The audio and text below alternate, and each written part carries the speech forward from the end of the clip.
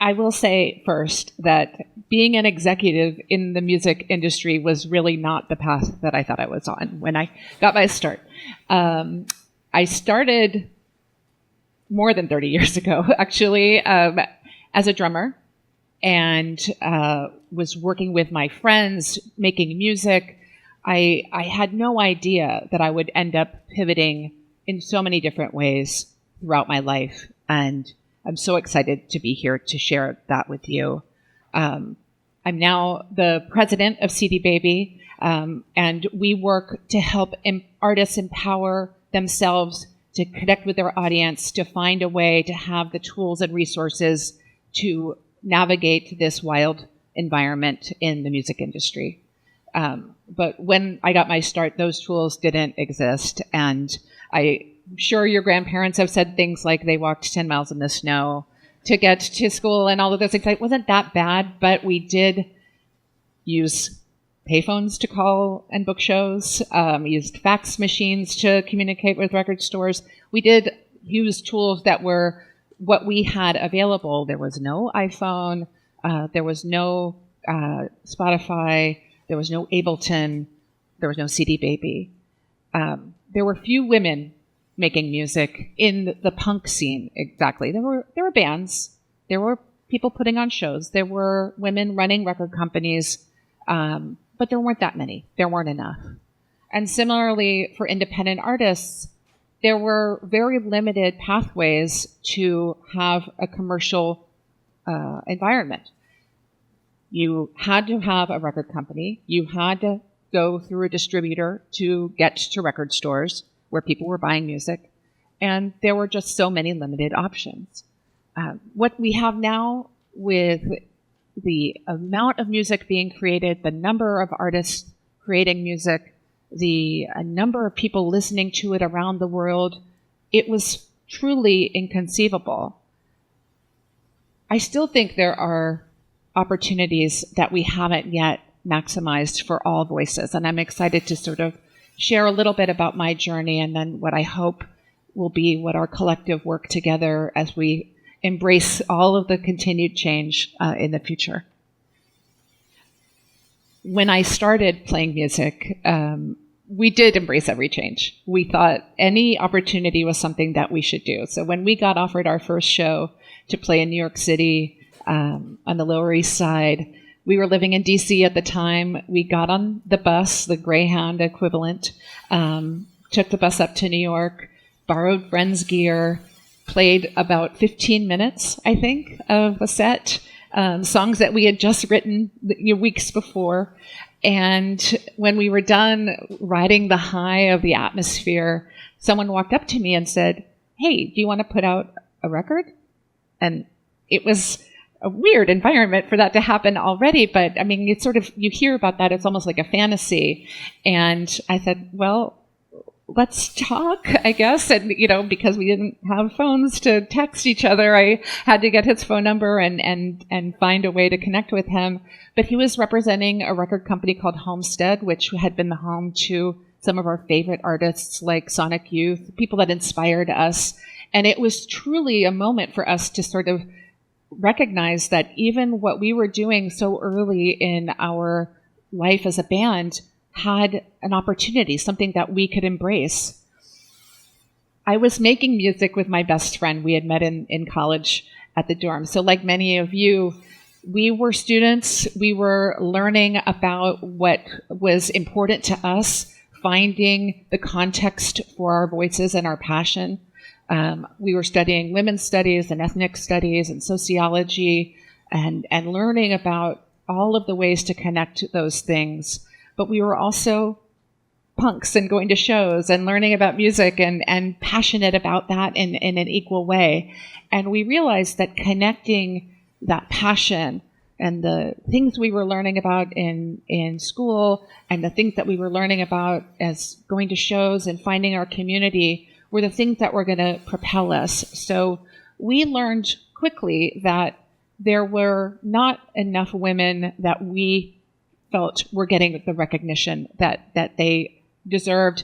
And we needed to find a way to encourage more women to make music. And that was one of the main motivators for us. As a band, we had a fanzine that we wrote, and we connected with our community to find other women and girls that we thought would have the same opportunity or should find their voice to have those opportunities. We were really passionate about claiming space. And what we did was we made a flyer, and we called it Riot Grrrl. We folded it in fours, and we handed it out at shows and encouraged people to come to a meeting and gather and look at ways for them to find their space, claim it, and find their voice. And through that sort of hand-to-hand work, one-on-one, we would try to help encourage change. That was something that, when I look back now, more than 30 years later, I see the evidence of the work that we did in our band, our peers like Bikini Kill, Heavens to Betsy, Sleater Kinney, Team Dresch, others that continue to inspire and resonate all these years later through all these generations. And it's something that I find incredibly powerful. We did get some attention. We were very skeptical of the mainstream media, but there was one magazine called Sassy that was cool. You could find it in grocery stores, but the editors and writers were cool enough to kind of know a little bit about the underground. And when we got coverage in that magazine, it was something that there was, again, skepticism of, but it also gave us an opportunity to understand a little bit more about the greater media. And for me personally, that gave me an opportunity to take a new change in my life when I had a chance to work at a record company called Lookout Records. So I joined the company in 1994. It had been the home to Green Day for their first 2 albums. They were now in a major record company. And I took some of the experience that I had had as an artist and sort of engaging with the media and brought that to the record company to try to help get more visibility. There was a lot of interest in independent music at the time, and I was able to take that and bring it to the label. But I didn't quite think of myself as an executive yet. That was still not the North Star for me. I knew I was going to do hard work, and that included marketing and promotion. It also included cleaning the bathrooms and organizing things that were left undone before I joined. I don't know if that was because I was the first woman at the company, but maybe. And it was something that I brought a whole new life into the work that I was doing from my previous experience. So in this time in the 90s, major record companies were really starting to look at independent music. So like I said, Green Day had already been signed, Smashing Pumpkins and The Offspring, other bands that had started on independence were now getting signed and growing. And there was a tremendous amount of interest in our community. And navigating that with a compass of the same values that we had applied to our sort of underground community was something that was challenging, but had a lot of value. And especially in the next part of my career where I started working really closely with an artist called the Donnas. So they were 4 girls in high school at the time when we started working with them at Lookout. And they were really incredible. They were exceptional. They had punk, sort of Ramones-inspired music, but they had metal. They were incredible musicians, technically very superior to most of what we were familiar with in the punk scene. And there was a lot of interest and attention for them and that they were given.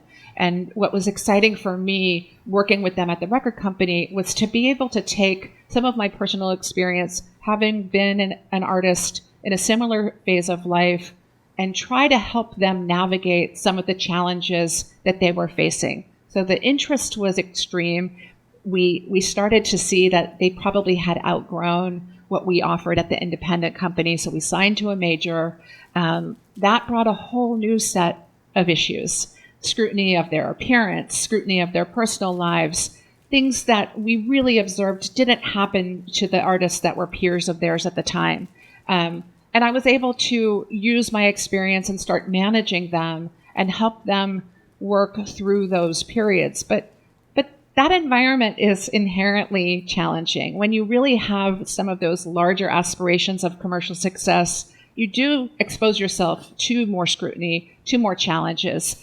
And it wasn't easy for them to navigate. And ultimately, they decided to leave the major record company system They decided to start their own label and have gone on to lives that have so much enrichment in different ways that it's something that I constantly think back on for personal inspiration, even though I was part of that generation for them.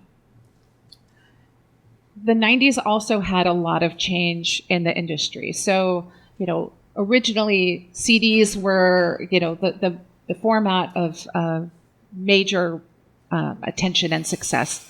They were high margin products, so you could make them for sort of a low cost and sell them for a higher cost. But as most of us know, by the end of the 90s, the consumers weren't having it anymore. They didn't like the value that they were getting for the price, and file sharing started to become extremely successful, popular. It started to impact the industry significantly.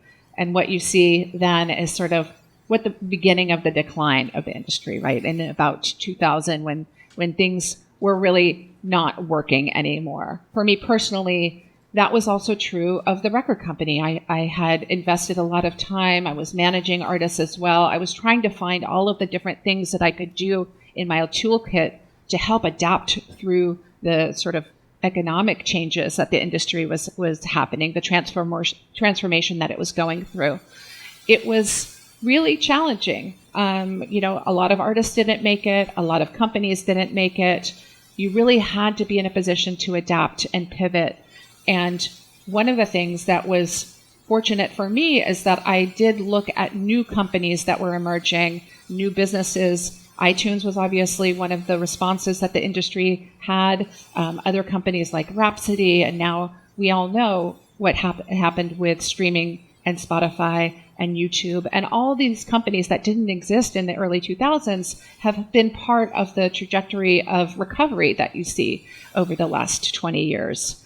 It was also in this time that CD Baby started. So in 1998, CD Baby launched. It was the first e-commerce platform for artists to sell their music directly via website to fans and an audience and sort of create a community around that. Our company has also adapted through all these changes. We became a distributor. We were able to supply the music that our artists were selling directly to their fans to the new platforms that have emerged.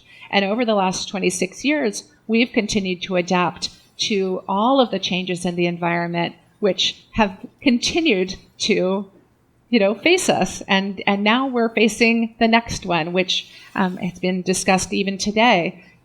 AI, generative music, and being built on models informed by the music that's been created since the beginning and what they have available to build their new models on. Those are the things that are facing us now.